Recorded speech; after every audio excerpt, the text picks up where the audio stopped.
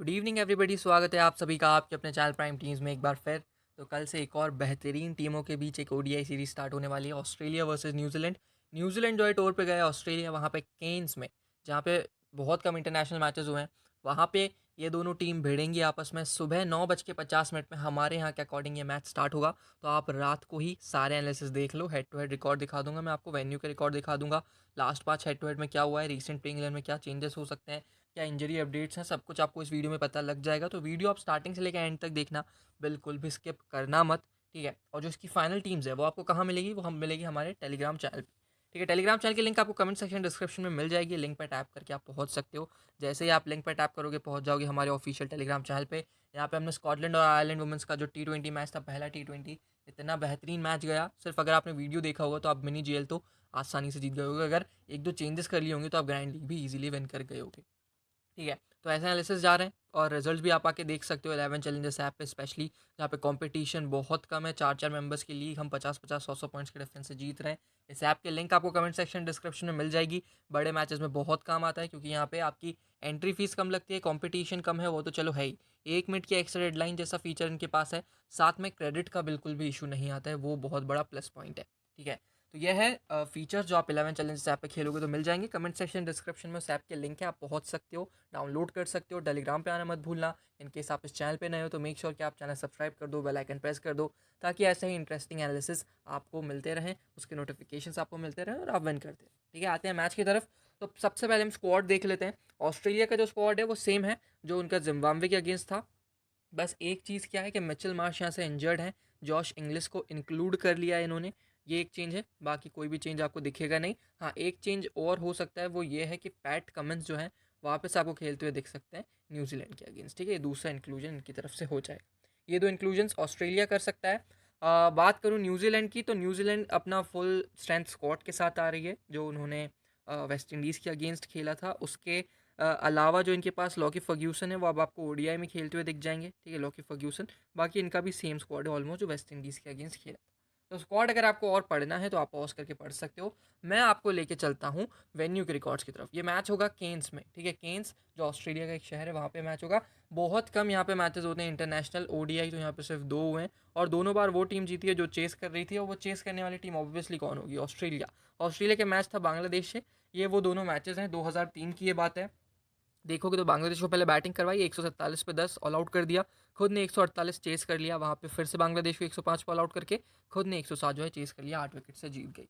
तो chasing ground है। और जैसा टाउन्सविल में आपने देखा था जिम्बाब्वे और ऑस्ट्रेलिया के जो मैचेस थे, जिम्बाब्वे ने भी ऑस्ट्रेलिया को खोल दिया था, क्योंकि पिचेस अंडर कवर रहती हैं। बारिश अभी 2 दिन पहले हुई थी केन्स में, और अब जब अंडर कवर देखोगे आप तो विकेट पे मॉइस्चर दिखेगा, और मीडियम पेसर्स के लिए बथेरी हेल्प होगी जैसे टाउन्सविल में थी। तो जो भी पहले बॉल डालता है ग्रैंड लीग में, उनके मीडियम पेसर्स आपको सीबीसी करने हैं, और जो पहले बैटिंग कर रही है उसका टॉप ऑर्डर निकाल के आपको मिडिल ऑर्डर पे ज़्यादा कंसंट्रेट करना है, चाहे वो स्मॉल लीग हो चाहे वो ग्रैंड लीग हो। ठीक है, ये आपको याद रखना है। तो ये चीज़ है।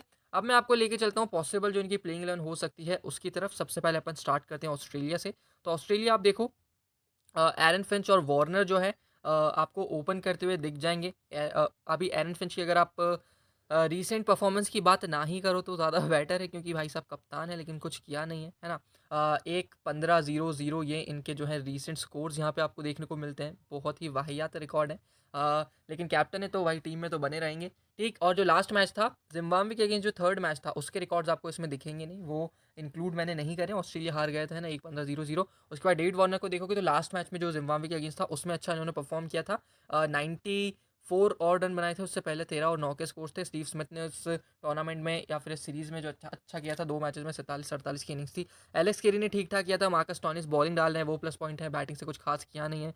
एस्टन एगार सेम, बॉलिंग उतनी अच्छी रही नहीं है, एक दो विकेट जरूर मिले हैं। ग्लेन मैक्सवेल पहले मैच में अच्छा किया था, 9 बॉल में 32 रन बना के गए थे भाई साहब, बहुत तबाही मचा के गए थे। उसके अलावा बाकी के दोनों दोनों मैचेस में कुछ किया नहीं। कैम ग्रीन बहुत ट्रम्प पिक रहे, 5 विकेट पहले मैच में, उसके बाद 2 विकेट, उसके बाद लास्ट मैच में भी 1 विकेट, प्लस बैटिंग से भी आपको रन करके दे सकते हैं। और बॉलिंग जो इनका मीडियम पेस अटैक है उसमें आप देखोगे तो स्टार्क और हेजलवुड इनके पास है, और फिर एडम जैम्पा एक लेग स्पिनर। ठीक है, मैं आपको बोला था कि पैट कमिंस आ सकते हैं, पैट कमिंस नहीं आएंगे शायद, क्योंकि ऑफिशियल स्क्वाड में उनका नाम नहीं है, और मिचेल मार्श की रिप्लेसमेंट जो है वो अनाउंस अभी तक करी नहीं। ठीक है, तो पैट कमिंस आपको शायद खेलते हुए ना दिखें। ठीक है, मिचेल मार्श इंजर्ड है, इस वजह से मैंने बाहर बैठा के रखा है। अब जो एक चेंज हो सकता है, इकलौता चेंज, वो क्या हो सकता है? वो ये है कि एस्टन एगार ना यहाँ से सूटेबल है नहीं, फिट होंगे नहीं। क्यों? क्योंकि 2 या फिर 3 स्पिनर को लेके जाने का मतलब नहीं है। एक फ्रेश विकेट पे आपको कम से कम 3 से 4 मीडियम पेसर चाहिए, 3 फ्रंट लाइन मीडियम पेसर, और शेन एबॉट आपको फ्रंट लाइन मीडियम पेसर का काम करके दे सकते हैं। तो ये एक चेंज हो सकता है। इस एक चेंज के बाद इनकी टीम का कॉम्बिनेशन क्या हो जाएगा? Josh Hazlewood, Mitchell Starc new ball से। फर्स्ट चेंज में आप देखोगे तो शेन एबॉट के साथ कैमरन ग्रीन आपको डालते हुए दिख जाएंगे। ये 4 तगड़े इनके पास मीडियम पेसर है। और स्पिनर्स फिर इनके पास ग्लेन मैक्सवेल है, एडम जेम्पा है। उनके अलावा भी अगर बॉलिंग की जरूरत पड़ती है तो Marcus Stoinis part time medium pace डाल ही रहे हैं। ठीक है, तो ये एक चेंज हो सकता है कि शेन एबॉट को लाया जा सकता है शनिवार की जगह। अगर आते हैं और पहले बॉल डालते हैं तो ग्रैंड लीग में सीधे सीवीसी आप शेन एबॉट को कर दें। ठीक।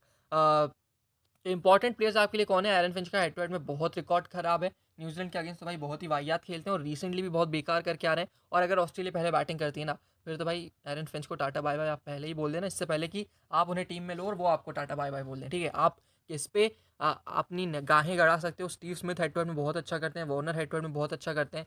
ठीक है, उनके अलावा जब आओगे तो कैरी ने 1-2 मैचेस खेले लेकिन न्यूजीलैंड के अगेंस्ट अच्छा किया है। मैक्सी ने उतना कुछ खास किया नहीं है। कैमरन ग्रीन ने अभी तक न्यूजीलैंड के अगेंस्ट खेला नहीं, तो ये आपके ट्रम्प हो सकते हैं। ठीक। मार्कस टॉनिस पे आप पंट लगा सकते हो अगर वो पहले बैटिंग करते हैं तो। बॉलिंग से आपके लिए भैया स्टार्क और हेजलवुड बहुत ज़रूरी है। पहले बॉलिंग करें या सेकंड बॉलिंग करें, हमेशा अच्छा किया है न्यूजीलैंड के अगेंस्ट। न्यूजीलैंड स्पिन में फंस सकती है तो आप एडम जैम्पा भी लेके चलना, आप पार्ट टाइम ऑफ स्पिनर लेके चलना, क्योंकि सामने टीम में आपको लेफ्टी दिख जाएगा एक आध टॉम लेथम वगैरह, तो ग्लेन मैक्सवेल बॉल डाल सकते हैं उनके अगेंस्ट, है ना। तो ये चीज़ आप करके चल सकते हो और ये आपके लिए इंपॉर्टेंट प्लेयर्स हो सकते हैं। अब हम चलते हैं न्यूजीलैंड के प्लेइंग 11 की तरफ। तो न्यूजीलैंड की 11 आप देखो, मार्टिन गप्टिल और फिन एलन आपको ओपन करते दिख जाएंगे। लास्ट जो इन्होंने सीरीज़ खेली थी उसमें 96 रन वेस्ट इंडीज़ के अगेंस्ट एक ट्रिकी सरफेस पे बना के आ रहे थे। ठीक, तो गप्टिल भी उतने अच्छे फॉर्म में नहीं, सेम गप्टिल और फेंच की कहानी एक है, लेकिन दिक्कत यह है कि फेंच ने तो हेड टू हेड में भी अच्छा नहीं किया, जबकि गप्टिल जो है हेड टू हेड में हाईएस्ट रन गेटर है। उसकी बात अपन डिटेल में करते हैं आगे। अभी के लिए गप्टिल और एलन आपको ओपन करते दिख जाएंगे। वन डाउन आपको केन विलियमसन।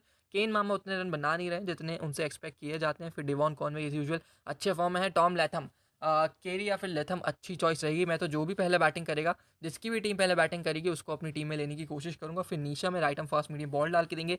बैटिंग आपको अच्छी करके दे देते हैं माइकल ब्रेसवेल या फिर ग्लेन फिलिप्स, दोनों में से कोई एक खेलेगा। ब्रेसवेल आपको ऑफ स्पिन ऑप्शन देते हैं, off spin Bracewell Glenn Phillips से अच्छी डाल लेते हैं और ग्लेन फिलिप्स माइकल ब्रेसवेल से अच्छी बैटिंग कर लेते हैं। सर न्यूजीलैंड वालों को लगता है, मुझे तो माइकल ब्रेसवेल वैसे भी बहुत पसंद है। ठीक है, तो ब्रेसवेल या फिर ग्लेन फिलिप्स को एक खेलेगा। जो भी खेलता है इंपॉर्टेंट रहेगा हमारे लिए। मिचेल सैंटनर आपके लिए अच्छा करके दे सकते हैं बैटिंग बॉलिंग दोनों से। और जो इनके 2 मीडियम पेसर्स हैं, टिम साउदी, ट्रेंट बोल्ट। एक जो चेंज होगा इनका वो कंफर्म चेंज है कि इस सोडी को बाहर बैठना पड़ेगा और इस सोडी की जगह आपको लॉकी फर्ग्यूसन दिख जाएगी। इस सोडी से कोई खुन्नस नहीं है, बस दिक्कत यही है कि फ्रेश विकेट पे आपको 3 से 4 मीडियम पेसर चाहिए, तो साउदी बोल्ट 2 ही हो रहे हैं। लॉकी फर्ग्यूसन तीसरे हो जाएंगे, चौथे नीशम हो जाएंगे और उनके पास फिर 2 स्पिन ऑप्शन भी हो जाएंगे, ग्लेन फिलिप्स माइकल ब्रेसवेल में से एक और साथ में मिचेल सैंटनर। ठीक है, तो सेम ऑस्ट्रेलिया जैसा कॉम्बिनेशन ये भी बना के आपको दिख जाएंगे। अब इधर से इंपॉर्टेंट प्लेयर्स की बात करूं तो एलन है तो अच्छे फॉर्म में, ठीक है, लेकिन सामने है वर्ल्ड क्लास बॉलिंग लाइनअप। मुझे पूरी दुनिया में ऐसी बॉलिंग लाइनअप नहीं दिखती जैसे मुझे ऑस्ट्रेलिया के पास दिखती है। ठीक है, हेजलवुड, कमिंस और स्टार्क। खैर अभी तो कमिंस है नहीं, थोड़ी राहत की सांस है, लेकिन हेजलवुड और स्टार्क भी कमाल है। इंडिया की ज़रूर है, आप शमी बुमराह देखोगे आप तो तगड़े ज़रूर हैं। शमी बुमराह चहर की बात करोगे, अच्छे भूवी हैं, लेकिन फिर भी ऑस्ट्रेलिया खेल रही है ऑस्ट्रेलिया में और उनके मीडियम पेसर्स अच्छा ना करें, सब बहुत रेयर सिनेरियो होगा।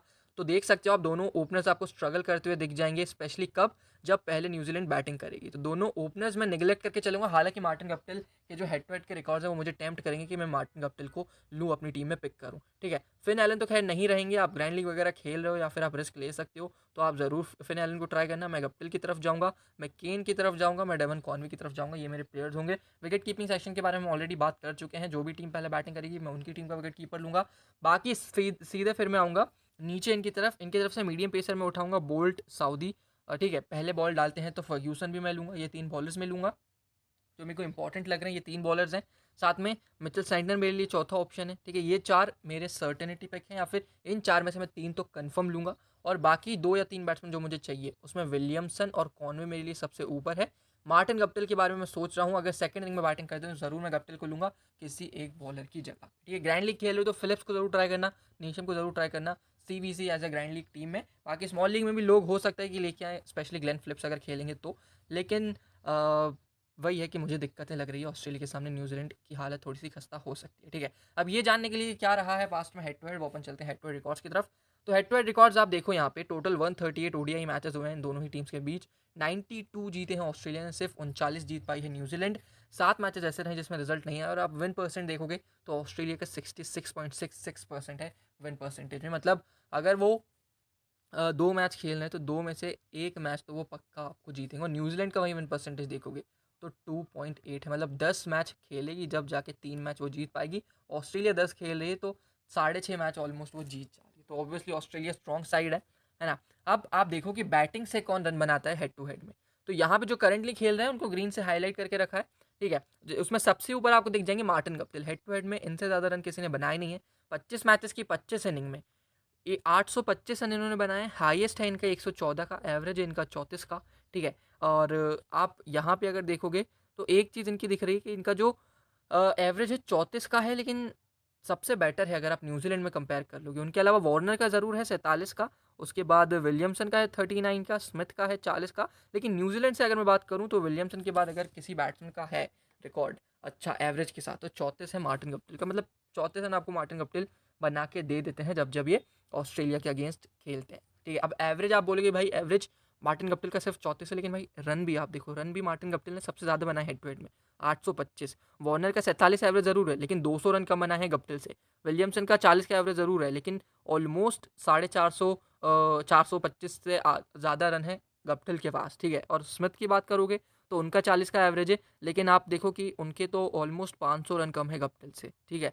12 मैचेस की 11 इनिंग में 364 इन्होंने बना दिए हैं। हाईएस्ट इनका 164 का है। विलियमसन 100 बना चुके हैं, ठीक है। तो ये मतलब जितने भी हाईलाइटेड प्लेयर हैं ये बहुत ज़्यादा रन बना चुके हैं हेड टू हेड में। साथ में सबके पास एक एक 100 ज़रूर है।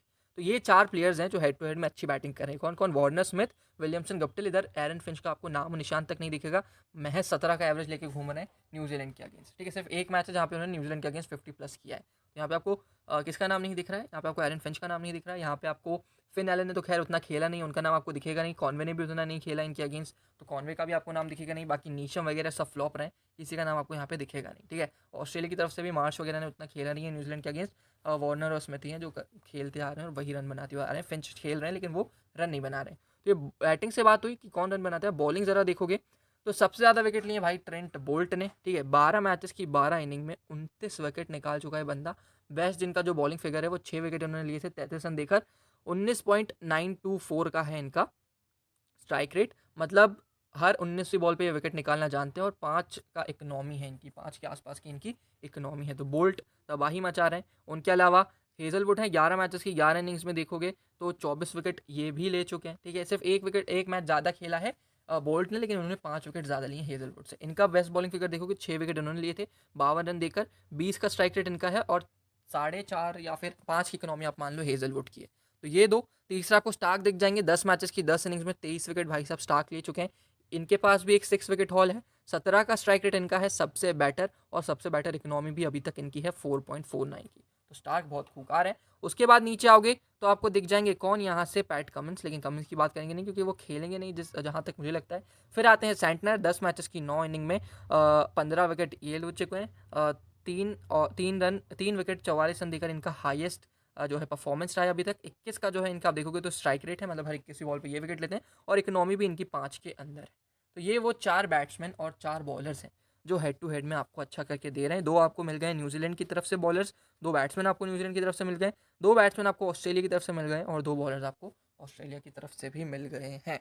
तो अच्छा खासा स्टैट था। उम्मीद करता हूँ आपको पसंद आ रहा होगा। अगर ऐसा है और वीडियो में बने हुए और लाइक नहीं किया है तो भाई मेहनत के लिए लाइक कर दो, चैनल सब्सक्राइब कर दो, ठीक है। अब आते हैं अपन पिछले 5 मैचेस की कुछ समरी देखते हैं। पिछले 5 हेड टू हेड मैचेस की अगर मैं बात करूँ तो 2 जीता है ऑस्ट्रेलिया, 1 जीता है न्यूजीलैंड और 2 में रिजल्ट नहीं आए। मतलब ऑस्ट्रेलिया अभी भी पिछले 5 मैचेस की अगर मैं बात करूँ तो आगे है, ठीक है। इसमें 13 मार्च को फ्रेश जो मैच है वो 13 मार्च का है, बाकी एक 2019 का है और एक 2017 का है, ठीक है। तो सबसे पहले जो फ्रेश मैच है उसकी तरफ अगर आप चलोगे तो जो एक लौता मैच है जहाँ पे फिंच ने रन बनाए थे उसमें देखोगे तो 60 रन है इनके और 67 है वार्नर के। इस तरफ से विकेट्स देखोगे तो सोडी के 3, सेंटनर के 2, स्पिनर्स के लिए, और यहाँ से पैट कमिंस, मिचेल मार्श के विकेट, गप्टिल और लेथम के रन।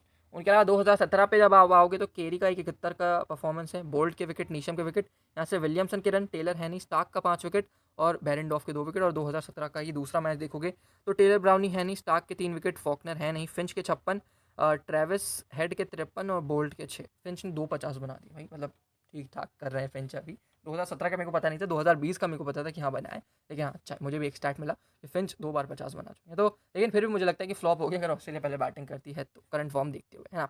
तो ये थे भाई सारे स्टैट। उम्मीद करता हूँ कि सब कुछ चीज़ें अब आपके सामने क्लियर हो गई होगी। अब हम चलते हैं अपनी टीम प्रिपेयर करने 11 चैलेंजेस ऐप की तरफ। रीजंस मैं आपको बता चुका हूँ इस ऐप पे खेलने के, समझदार हो तो समझ जाओगे। अब मैं आता हूँ सीधे आपको टीम बना के दिखाता हूँ कि किस कॉम्बिनेशन के साथ आप जा सकते हो। विकेट कीपिंग सेक्शन बहुत ज़्यादा टॉस बेस्ड है। फिन एलन देख सकते हो भाई, आप जाना चाहो तो जा सकते हो। मेरे को अच्छी फीलिंग नहीं आ रही है फिन एलन को लेके, क्योंकि सामने बहुत ही ज़्यादा खूंखार बॉलिंग अटैक है। ठीक, अब लेथम केरी सिनेरियो में आपको समझा चुका हूँ। केरी बैटिंग फर्स्ट अगर ऑस्ट्रेलिया, न्यूजीलैंड अगर बैटिंग फर्स्ट तो लेथम। सबसे पहले तो कोर प्लेयर्स अपन पिक कर लेते हैं जो अपन ने हेड टू हेड के ऑब्जर्वेशन और रीसेंट परफॉर्मेंस के ऑब्जर्वेशन से निकाले हैं। तो उसमें आप देखो विलियमसन आपके लिए इंपॉर्टेंट है। गप्टिल मैंने बोला कि मैं जाना चाहता हूँ गप्टिल की तरफ, आप जाओ तो कॉनवे की तरफ जा सकते हो। ये दो ठीक है। बैटिंग से और बॉलिंग से जो थे हमारे लिए ट्रेंट बोल्ट और दूसरा हमारे थे मिच सेंटनर। ठीक है, तो ये हो गया मेरे लिए 4 कोर प्लेयर्स न्यूजीलैंड की तरफ से। 4 जो मेरे को ऑस्ट्रेलिया की तरफ से लेने, उसमें आपके स्मिथ और वार्नर आ जाएंगे। ठीक है, ऑलराउंडर सेक्शन से आपके पास मैक्सी ग्रीन का तो कोई रिकॉर्ड था नहीं, फिर भी यहाँ से स्टार्क और हेजल। ठीक, तो ये 4 और 4 8 मेरे कोर प्लेयर्स हैं। ठीक है, अब इसमें सिर्फ सेंटनर को लेके मुझे थोड़ा सा डाउट है, क्योंकि स्पिन फ्रेंडली विकेट्स हैं नहीं, और सेंटनर की बैटिंग पे मैं उन्हें पिक करना चाहता नहीं हूँ। तो मैं एक काम करता हूँ, सेंटनर को ड्रॉप करके मैं कैम ग्रीन अपनी टीम में पिक कर लेता हूँ, या फिर अगर आप जैम्पा चाहो तो जैम्पा ले सकते हो। अभी के लिए सिर्फ इन 7 प्लेयर्स को आप जो है जड़ मानो, मतलब बेस मानो, इसी पे आपको अपनी इमारत या फिर अपनी टीम जो है खड़ी करनी है। तो ये 7 प्लेयर्स आपके कोर हैं। अब मान लो कि न्यूजीलैंड पहले बॉल डाल रहा है, तो बोल्ट के साथ आपके लिए साउदी ज़रूरी, या फिर साउदी या फिर फर्ग्यूसन, दोनों में से किसी एक को पिक कर सकते हो आप। फिंच को दिक्कत देने वाले मुझे लगते हैं साउदी और बोल्ट दोनों। मैं विकेट अगर एक्सपेक्ट करूँ तो मुझे साउदी या फिर बोल्ट दोनों को ही एटलीस्ट 2-2 विकेट मुझे दिख रहे हैं। ठीक है, तो इन दोनों को मैं पिक कर रहा हूँ। ये मेरे हो जाएंगे। न्यूजीलैंड पहले बॉल डालती है, तो न्यूजीलैंड पहले बॉल डाली मतलब ऑटोमेटिकली ऑस्ट्रेलिया पहले बैटिंग करेगी। ऑस्ट्रेलिया पहले बैटिंग करेगी मतलब अब मैं विकेट कीपिंग सेक्शन से एलेक्स केरी को लेना पसंद करूंगा, क्योंकि 2 डाउन मुझे मोस्ट लाइकली बैटिंग करते हुए दिख जाए। ठीक है, उसके बाद बैटिंग फर्स्ट कर रहे हो, सेकंड इनिंग में बॉल डालेंगे, सामने लेफ्टी हैं कॉनवे वगैरह, तो आपको ग्लेन मैक्सवेल की ज़रूरत पड़ जाएगी। मैक्सी आपके पास हो जाएंगे। ठीक है, तो ये 4 4 8 10 प्लेयर्स हमारे कोर हो जाएंगे। अब जो 11th प्लेयर है वो आपको डिसाइड करना है कि आप या तो यहाँ से डेवॉन कॉनवे ले लो। ठीक है, या फिर आप यहाँ से एक बैटिंग ऑप्शन आपके पास प्लस बॉलिंग ऑप्शन बढ़ जाएगा, नीशम या फिर ब्रेसवेल या फिर फिलिप्स, तीनों में से कोई 2 खेलेंगे, उनकी तरफ आप जा सकते हो। या फिर अगर आपको लगता है कि ऑस्ट्रेलिया को दिक्कतें आ ही जाएंगी, है ना, जैसे जिम्बाब्वे वाले मैच में हो 5 विकेट जरूर रैनपुर ने लिए थे, वो स्पिन डालते हैं। ठीक है, यहाँ पे पेसर्स के लिए हेल्प होगी, तो आप क्या कर सकते हो, आप लॉकी फर्ग्यूसन को पिक कर सकते हो। 3 मीडियम पेसर आप इनकी तरफ से लेके चलो। बैटिंग आपके पास अच्छी खासी ऑस्ट्रेलिया की है ही, आपको दिक्कत नहीं है। बॉलिंग भी जो 2 अच्छा कर रहे हैं वो आपके पास है, तो ऑस्ट्रेलिया के साथ आप कन्विंस हो, इधर से मुझे कोई दिक्कत है नहीं। ठीक है, यही प्लेयर्स मुझे सिलेक्ट करने थे। अब न्यूजीलैंड की तरफ से क्या है कि मुझे एक बैट्समैन कम लग रहा है। ठीक है, एक बैट्समैन मुझे कम लग रहा है। विलियमसन गुप्टिल मेरे पास है, एक ओपनर फिन एलन ड्रॉप किया, कोई बात नहीं, मेरे पास दूसरा ओपनर है, मेरे पास 1 डाउन विलियम्स भी है। लेकिन अगर 2 विकेट जल्दी गिरते हैं तो चौथे नंबर पे जो प्लेयर आ रहा है डेवॉन कॉनवे, वो मेरे लिए ज़रूरी बन जाता है। अब डेवॉन कॉनवे के लिए मुझे इन तीनों बॉलर में से किसी एक की बलि चढ़ानी पड़ेगी, तो वो आप डिसाइड करो आपके लिए कौन हो सकता है। मेरे लिए वो मोस्ट लाइकली फर्ग्यूसन है, क्योंकि ऑस्ट्रेलिया वालों को पेस से दिक्कत नहीं है। जब पेस के साथ स्विंग मिलेगी जो आपको साउदी या फिर बोल्ड करके दे सकते हैं, उधर आपको दिक्कत आएगी। ठीक है, तो मेरे लिए फिर यहाँ से कौन आ जाएगा, यहाँ से मेरे लिए डेवॉन कॉनवे आ जाएंगे। फिर से बता दूं, माइकल ब्रेसवेल आपके पास अच्छा ऑप्शन है कॉनवे वगैरह की जगह, आप उन्हें ट्राई कर सकते हो। बाकी मेरे लिए ये सेफ टीम है, मेरे लिए ये कोर टीम है। इसी टीम के साथ मैं जाऊंगा। अगर कोई चेंज होता है तो आपको टेलीग्राम पे ज़रूर अपडेट करूंगा। उम्मीद करता हूँ आपको चीज़ें समझ आई होंगी। अगर ऐसा है तो लाइक कर देना, टेलीग्राम पे आना मत भूलना। मैं मिलता हूँ फाइनल टीम्स लेके, तब तक के लिए bye bye, take care, have a good day.